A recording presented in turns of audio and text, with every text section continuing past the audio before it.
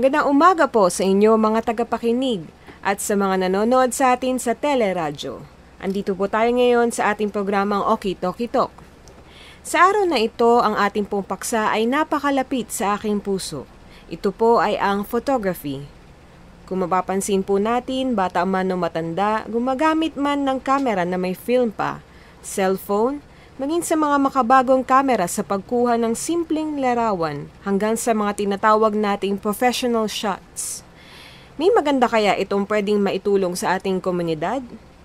Kasama po natin ngayon sa umagang ito si Mr. Aris David Mandes, miyembro ng Subic Bay Photography Society Philippines, para pag-usapan kung meron nga bang pwedeng maitulong ang fotografiya sa ating komunidad. Magandang umaga sa iyo, Aris. Magandang umaga naman sa iyo, Erlinda, at magandang umaga din sa mga tagapakinig ng Okie Tokie Talk. Okay, so kumusta ka naman? Mabuti naman. Okay, so aalamin natin tungkol sa paano ka naging interesado sa photography?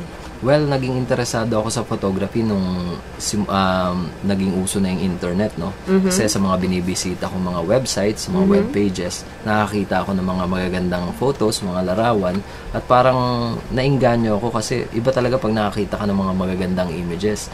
Parang naisip ko, kaya ko rin kayang gawin to? Kaya ko kaya mag-produce ng ganitong mga photos?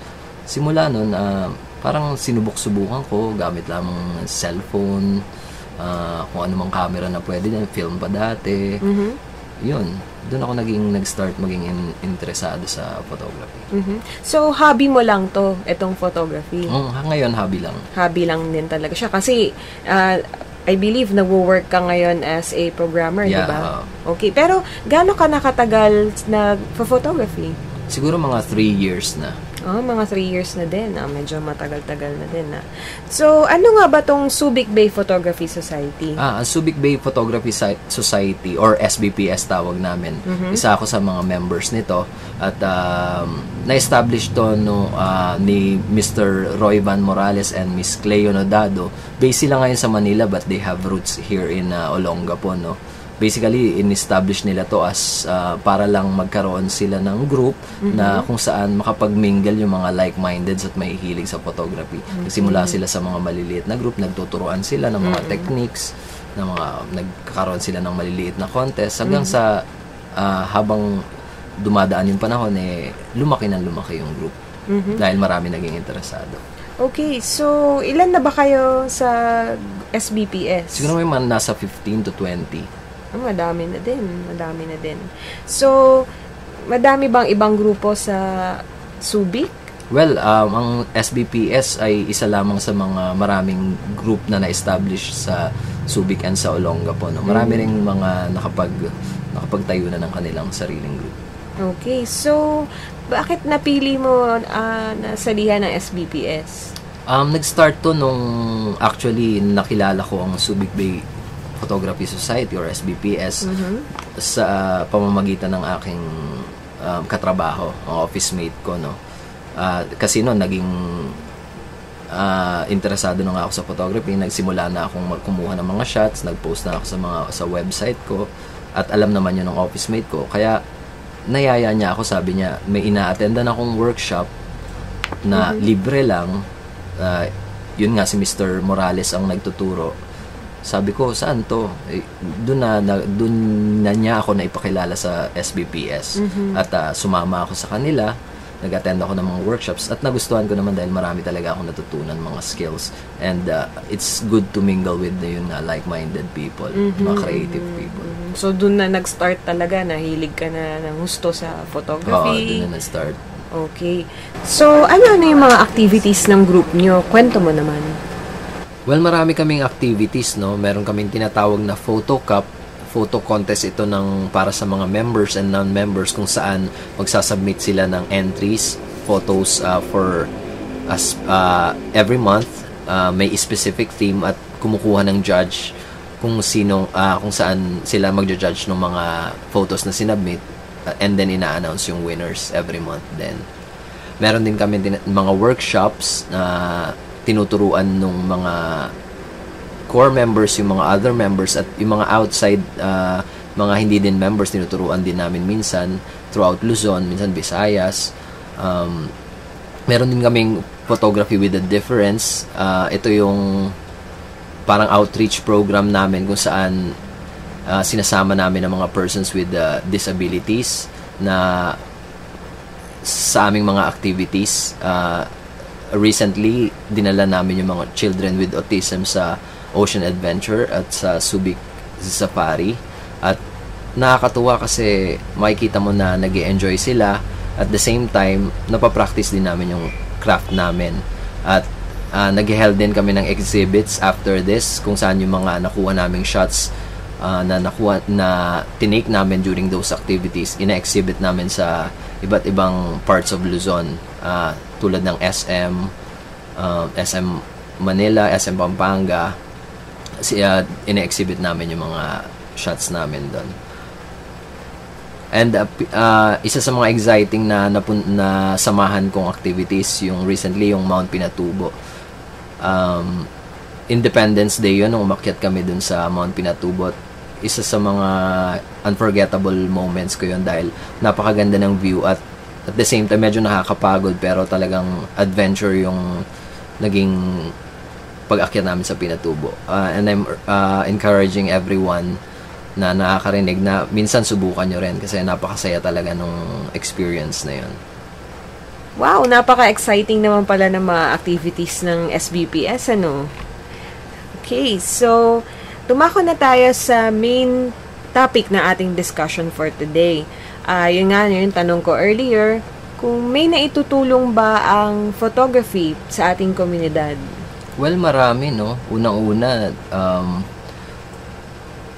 yung skills development ng mga bata nade-develop dito through workshops. And yung creativity niya tumataas dahil nga alam naman natin pag kumukuha ka ng photos talagang kailangan aware ka sa iyong environment, sa surrounding. Yun pa, tumataas ang awareness ng mga tao sa kanilang environment. Kaya kung gusto mong kumuha ng magandang photo, kailangan ayusin mo yung environment mo. And also, pwede itong maging kasangkapan para mag-reach out dun sa mga persons with disabilities, maging outreach para maging aware ang ibang tao sa mga kalagayan ng iba pa nating mga less fortunate na mga kababayan.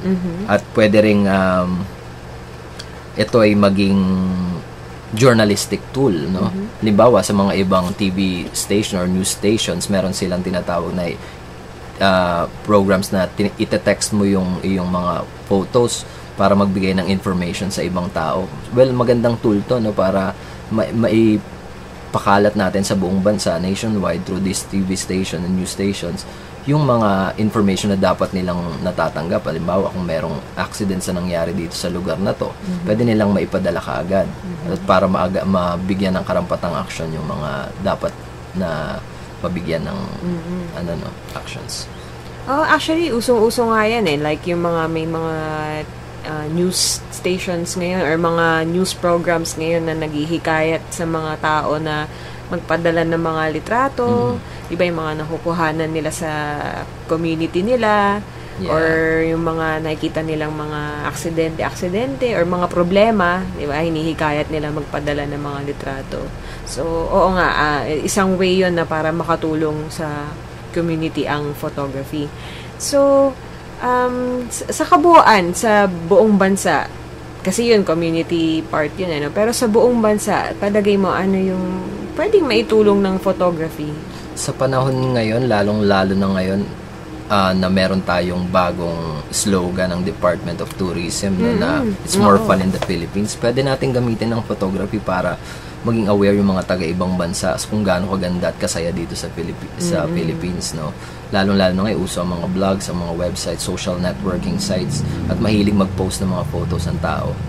Pwede natin itong gawing outlet para maiparating sa ibang mga tao na talagang masayang magstay dito sa Philippines. Pwede natin mag-shoot tayo ng mga iba't ibang lugar habang nagta-travel tayo, post natin, ipakalat natin, para nang sa gayon parang mabighani sila na pumunta dito sa lugar natin. Magandang way to for tourism. Actually, ang SBPS ay isa sa mga recognized na group. Actually, the only recognized group dito sa Central Luzon, ang SBPS ng Department of Tourism. Napakaganda nga ng slogan na yan ng Department of Tourism, yung It's More Fun in the Philippines, no? Nakikita ko yan sa Facebook yung iba-ibang pictures ng nakuha sa iba-ibang lugar ng Philippines, tas nilalagay nila yung text na It's More Fun in the Philippines, di ba? So, tunay ngang nakakatulong yun sa pag-promote ng tourism ng bansa. Kasi nakikita yun na iba-ibang mga foreigners, iba-ibang mga lugar nun sa buong mundo. So, tunay nga napakagandang kampanya yan ng DOT. So, sa palagay mo, yung mga activities na nabanggit mo para sa community, kailangan kaya maging member ka ng photography group para maisakatuparan yung mga activities na yun? Well, hindi naman kailangan talaga maging member ka ng isang photography group. By yourself, pwede ka namang gumawa ng mga hakbang para makatulong din sa community. Like for example, yung sinabi ko kanina, na pwede ka magbadala ng mga photos sa news na sa tingin mo ay merong relevance sa kasalukuyang situation natin dito sa bansa. Mga accidents, mga calamities, mga katiwalian, pwede mong ipadala yan. And also, pwede ka ring mag-promote ng tourism through creating pages or blogs or social networking sites. Pwede ka mag-post and mga mini activities pwede ka rin gumawa sa inyong community. So, marami kang pwedeng gawin by yourself. Hindi ka kailangan talaga na maging member ng isang photography society. Pero mas maganda, syempre, kung makakasama ka dahil kumbaga, pag magkakasama kayo, mas malakas yung power at yung force nyo to create change sa ating community. So, kanina, napag-usapan natin yung mga magagandang na idudulot sa komunidad ng photography. Paano naman kaya yung may mga hindi magaganda? Meron kaya hindi magandang na idudulot ang photography sa community? Well, lahat naman ng bagay may two sides, no? They're two-edged din ang photography. Pero, mas marami syempre yung nadudulot na maganda ito. Pero hindi mo rin maiiwasan na may mga negative sides din. Most importantly, sa privacy ng ibang tao. Alam naman natin na nagagamit ito to invade the privacy din ng ibang kapwa nila. Katulad ng mga paparazzi. Kadalasan yung mga basta hindi alam ng kinukuhanan mo siya at wala kang pahintulot, ay kadalasan nauuwi ito sa hindi maganda. Lalo na't kung controversial lang nakakuha mong larawan. So, sa tingin ko yun ang pinaka-negative na effect ng or side ng photography. Okay. So, sa mga nagsisimula pa lamang sa photography, so meron ka bang maia-advise sa kanila? Well, ang ma-advise ko lang sa mga nagsisimula pa lang maging interesado sa photography ay wag nilang limitahan yung sarili nila. Hindi porke wala pa silang mga mabibigat na equipments, na mga DSLR cameras, hindi na sila pwedeng mag-practice ng photography. Actually, kahit na cellphone lang ang gamit mo, ay makakakuha ka ng mga interesting na shots. Hindi porke maganda ang gamit mo, wala ka ng karapatan na kumuha ng magandang shot. No? So, kahit cellphone lang? Kahit cellphone lang, pwede kang kumuha. Meron actually contest sa mga websites na or mga ibang products or brands na ang dapat na gamit ay cellphone lang at you won't believe na talagang maraming nakakagawa ng mga magagandang shots using their cellphones and point and shoot cameras. No? Also, improve mo pa yung skill mo through reading tutorials sa web. Napakarami niyan, libre yan. And attending workshops, katulad na lang ng sinabi ko kanina, mga workshops ng SBPS, meron tayo, libre din yan. And by exposing yourself to the photography world. Lalo ngayon sa internet age, napakaraming information na makukuha natin. And of course, practice, and practice. Ayun. Okay, so palagay ko marami sa mga tagapakinig natin ang engganyong sumali sa grupo nyo, sa SBPS. So, paano namin kayo makokontakt? Meron kaming Facebook page. Okay. Hanapin nyo lang yung Subic Bay Photography Society or SBPS. And then, nandun naman yung mga contact information namin for inquiries. Okay.